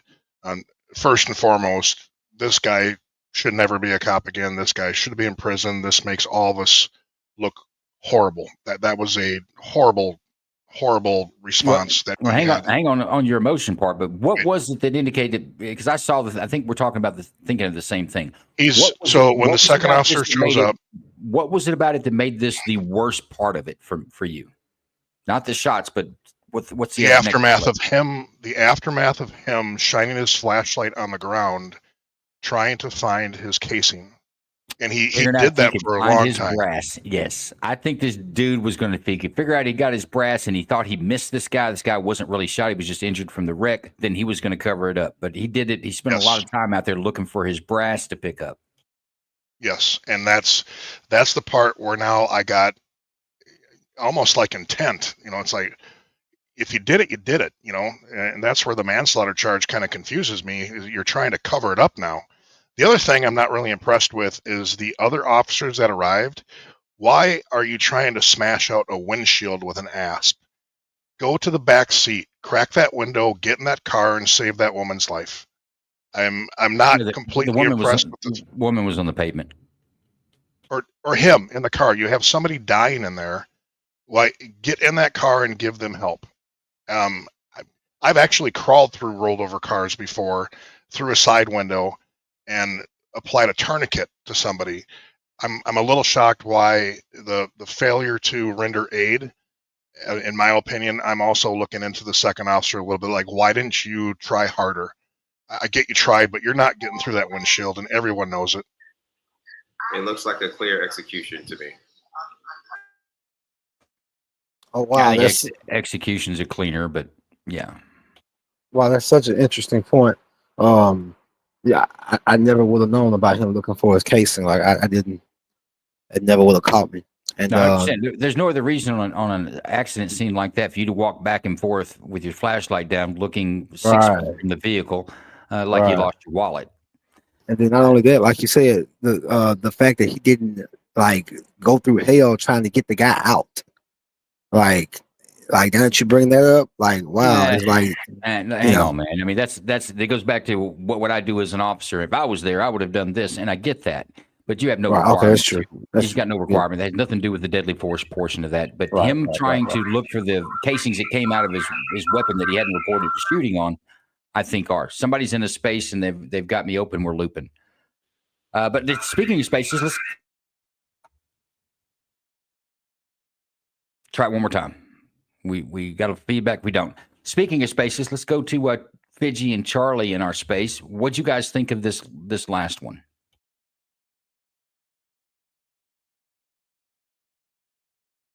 To give an opinion on that, let's pick Carissa. You want to go ahead and speak? Absolutely true, Bill. The officer never admitted to firing his weapon when the second officer showed up. After the driver or the passenger said the cop shot me, I don't know if he was the driver or the passenger, but when he popped up after the accident with his hands up in the air, he was of no threat. I think the cop, and I'm not in his shoes, but I think he overreacted for a situation because he was surprised someone popped up. True, Bill. That was good and coherent. I like that. Somebody have something different inside the space? I don't really think they had something different, but let's hear from Queen. I want to hear from Ranger Doc. I see him in the space. You don't have an opinion on this, Ranger Doc? I'm not sure if he's available. If you need a space to give him a mic, drop me. No, he's showing his speaker. He may be busy. I was just trying to call him out. Go ahead, Queen. Queen? Oh, maybe she had to step away. Okay, there we go. What say you? This was I unlike Carissa, I don't think the officer was reactionary or shocked that the guy popped up. He looked to me to be calm, cool, collected, and then he tried to clean up his actions. He didn't tell the other officer that he shot the person. He didn't get on the radio and announce fire shot. He didn't do anything that I'm used to seeing. This was just in Oxford egregious. I don't give him a pass. Bill. Well, this is for everyone. When we're looking at whether the use of force, deadly force, was justified or not, a lot of the stuff you guys are talking about doesn't matter. In this one, in the way I see it, that I believe a reasonable person would not have thought their lives were in danger with someone who's escaping a crashed vehicle.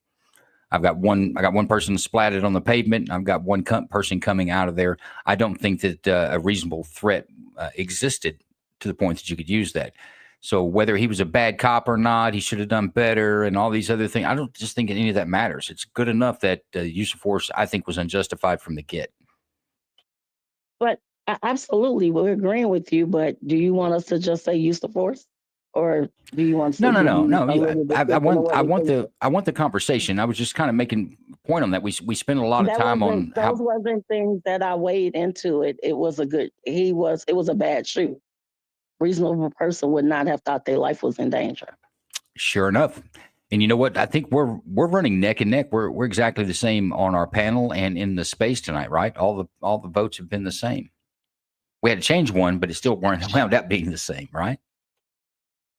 Wow, we're all reasonable people. Well, we'll have another show on that because I think I could come up with some argument against this. But let's get on to our next case. We've only got about 20 minutes to go.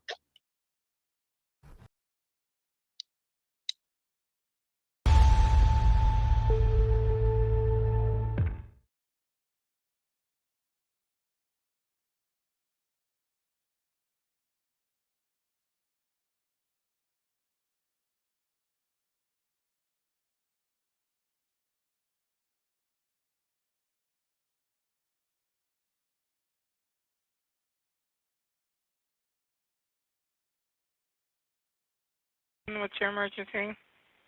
Hey, there was a guy, he just pulled a gun on me. I'm at Meadowview Point, or Meadowview Lane at the apartments. What's the address?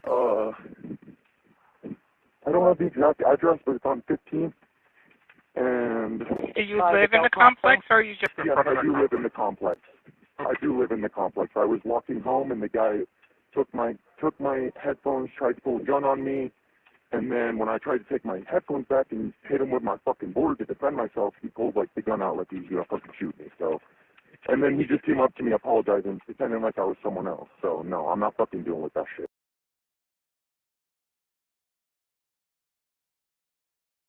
Was he white, black, Hispanic? Hispanic. He had curly hair and glasses and tattoos. Okay. Did he actually take your headphones? Yes, he did. And I fucking got him back from him, but he took them. He tried to take my board, too. What was he wearing? Black shirt, jeans.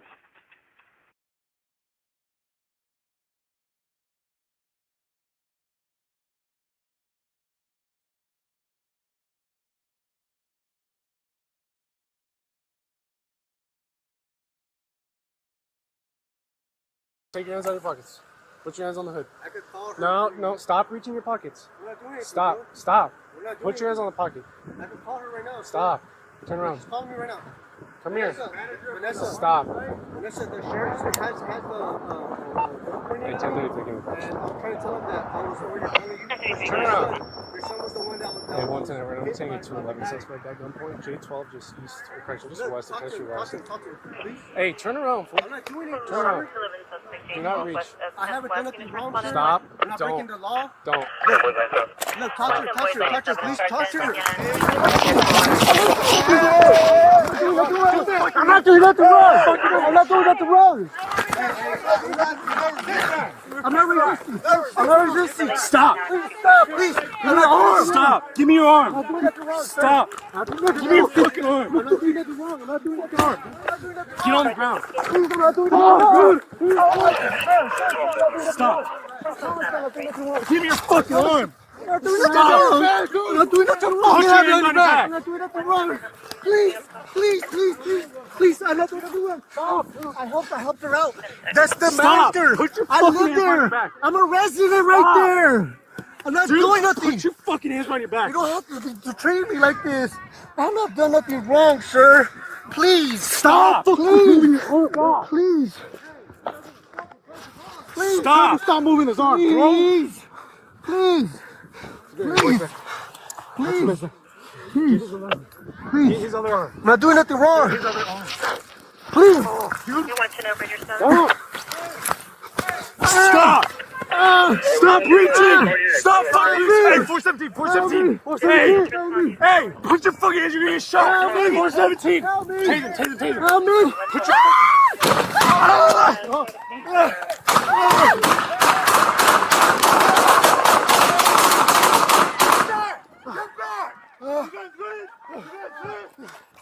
Hey, turn again! You okay? Where you hit? Where? 998! I have a 990. Is a suspect or deputy? Deputy hit, suspect down. Please. Please. His other arm. I'm not doing nothing wrong. His other arm. Please.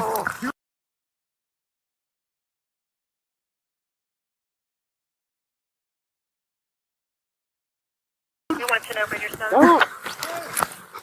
Stop! Stop reaching! Stop fucking reaching! Hey, 417! Hey, put your fucking hands, you're gonna get shot! 417! Taser! Help me! Put your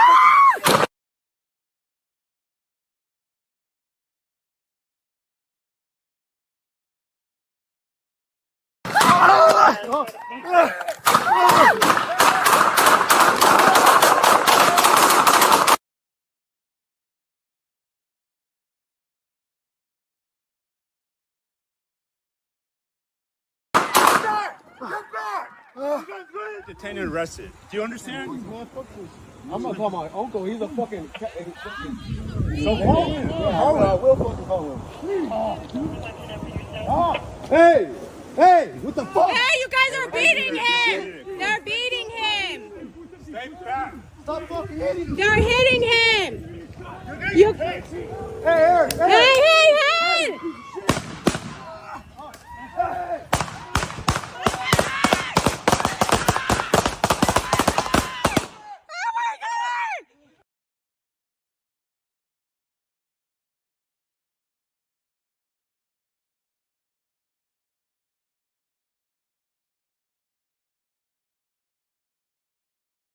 Stay back!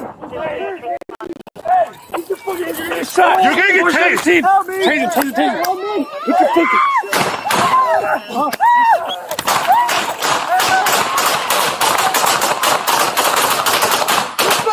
Get back! You guys good?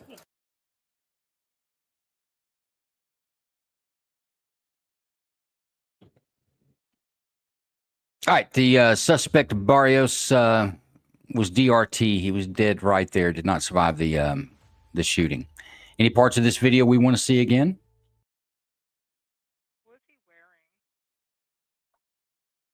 No. I'll take the silence as a no. I think we lost somebody. Who do we lose? I like to see the moment that they pin him again. The moment they do what? The moment they pin him. Pin him? Take him to the ground, you mean? Okay. Correct.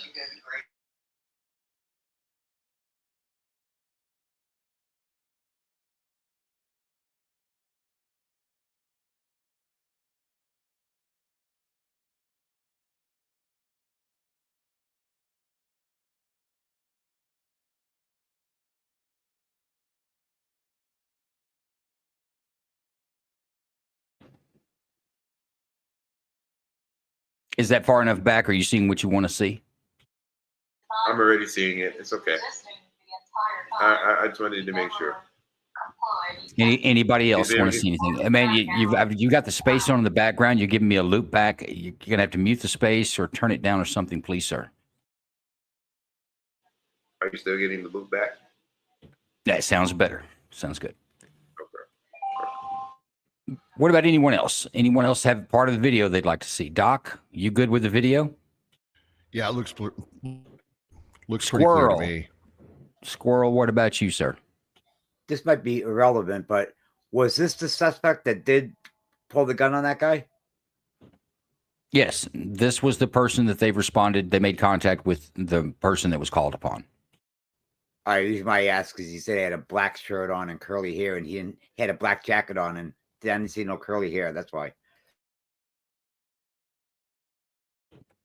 But he was the person. Okay, thanks. Activists, any part of the video you guys like to see? Nope, I'm all good. Jelani, you good? I'm good. No, it sounds like let's put us a clock up. Let's get 10 minutes on a verdict.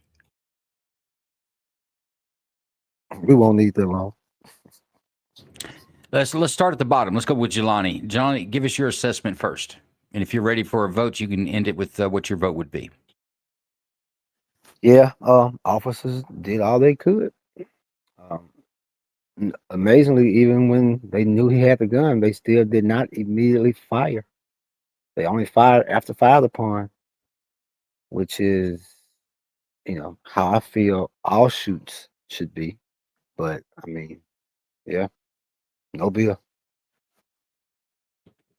Activists, same thing for you, sir. Your opinion on this, and if you've got it ready for a vote, you can drop it here. Yeah, I completely agree with Jelani. This is the way that I would prefer most of these situations happen. I feel these officers went above and beyond as far as being patient, trying to give clear and concise demands. He was not complying at all, and then once physical contact was made, he was wrestling too much. He was reaching too much, and I mean, he was a strong dude because you got 3 cops on you and you still managed to get your hand to your waistband. Like he really wanted to get to that gun, and we see he wanted to get to that gun for a reason. So yeah, it's definitely a no bill for me. These cops handle business and they did everything they could do. Thank you, sir. Glocks and Gears, your opinion, and if you're ready for a vote, you can drop it now. He resisted arrest. He begged and pleaded, but he still reached for a firearm. They wrestled him.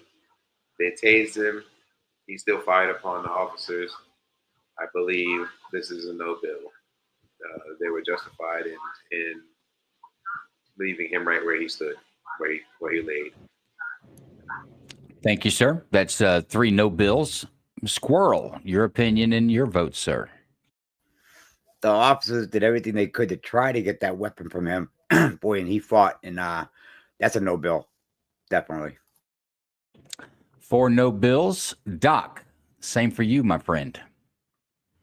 Absolutely no bill. They did everything they could and probably more than they should have.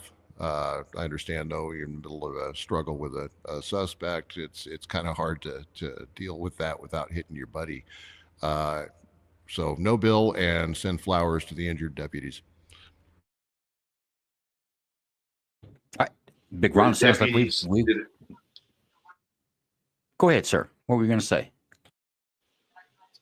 Did the deputies have a full recovery? They didn't die from their wounds. The prolonged treatment, and you guys have given a no bill on it, and I think Jason and Maddie, you can chime in on this as well. I think it's not right that you think cops should only use deadly force if somebody shoots at them. So let's say none of these officers died, but they could have been struck. A bullet's a deadly, a gun's a deadly weapon, shoots a deadly projectile. You could hit someone in the thigh and kill them. So an officer has to die before you use deadly force. Is the opinion you guys that say this is what you'd like to see? Well, that's not the part I'm saying, right? Yeah, I'm not saying that they should, especially in that kind of kind of close Well, quarters. hang Like, on. no. What was said was that the officers shooting back until they're shot upon, and if they shoot at you, they could hit you. If they hit you, it could kill you. Well, yeah, that's definitely not the part I agree with. Like, so I'll say up until that point, like Brother Doc said, I believe they went above and beyond and waited too long, in my opinion. You know, I'm just saying, as far as them actually trying to wrestle him and disarm him, I would like to see that part more. But yeah, no, I'm not saying that a cop should have to wait, especially at point blank range, to be shot at before they use deadly force. No, hell no.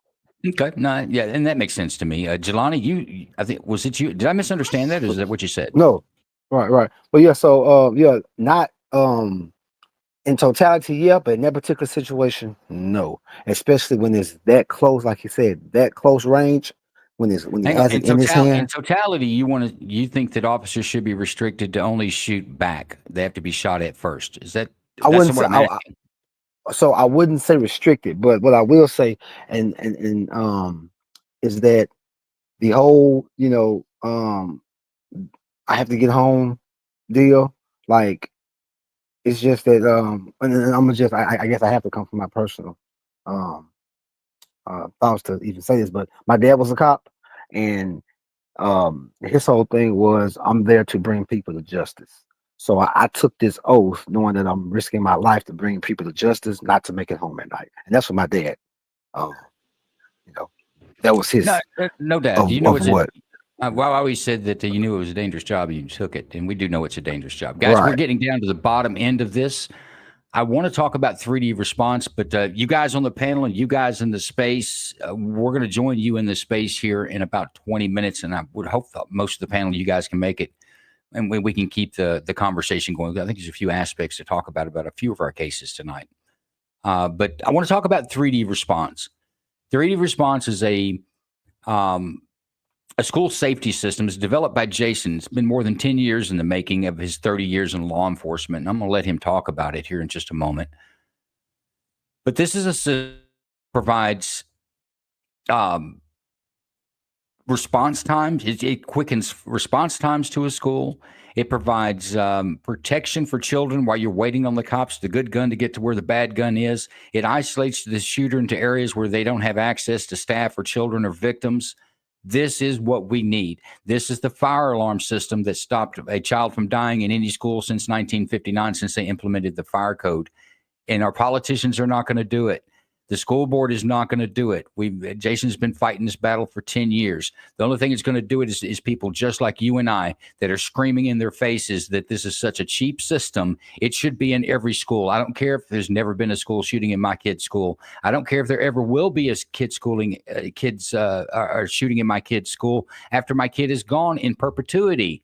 But I want a fire alarm there. And I want this there as well. I don't want children, if this thing happens, this stupid shit happens at a kid's school, that they have to rely upon someone's mercy to survive. And that's really where we're at now. But sorry, Big Ron, I think I stepped on your video segue. Why don't you run that?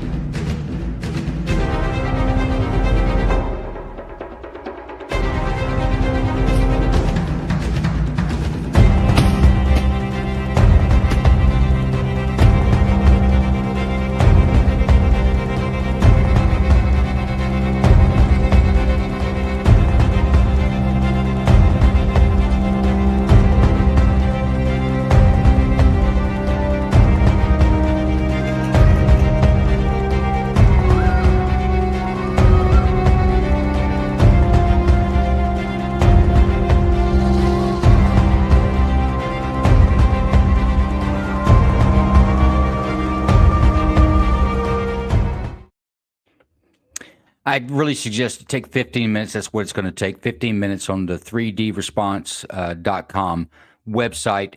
See what this program is. It truly is comprehensive before, during, maybe if it ever happens, and after. That Jason has really got this covered. Jason, I'll give you about 30 seconds to say something about it. It's about taking a target-rich environment, making it target less as fast as you can. If our system was at Uvalde, there's not one child dead. Parkland, they own the element of surprise, but you can take your school back. You don't see 20 dead. You see 2 people hurt, and then you give the tools to the stakeholders, which are the teachers, the kids, and the cops, to take a chaotic environment, take your school back, and provide no targets for the intruder that's trying to do harm. I literally, as a former school resource officer, active shooter instructor for years, I've literally spent 20 years of my life creating this with my partner, and it's a game changer. And that topic comes from law enforcement, SWAT, FBI, military. When they actually see it, it is a true game changer to take your school back. Thank you very much. Guys, if you're not following Jason on X, give him a follow. If you want to know more about this, he's more than happy. He's very forward with it. It's his full-time mission since he's retired from law enforcement. It's installed in many schools already in the Minnesota area. We're trying to get it in everywhere else. Protect your children's school. It doesn't take much to do that. With that, we're going to end the stream. We'll catch you guys in the after party in about 20 minutes. Thank you, everyone. You ever get any money from Costello? No. And did you ever get any money from Meyer Lansky? I never got money from any of those fellas. None of those None fellas? of those fellas. None of these that I've been reading about, or none that I knew. They never gave me anything. None of the Shetties? No. I don't even speak to the. I mean, I met that Charlie once or twice. I don't even talk to him. You don't like him?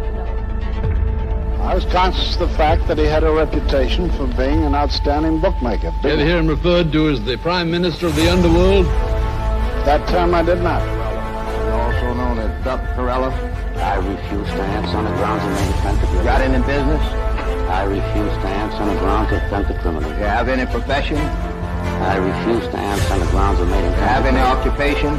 I refuse to answer on the grounds of making offensive. Are you a known racketeer? An incarcerated individual's use of institutional telephones constitutes consent, and your calls may be provided to law enforcement agencies. Thank you for using Securus.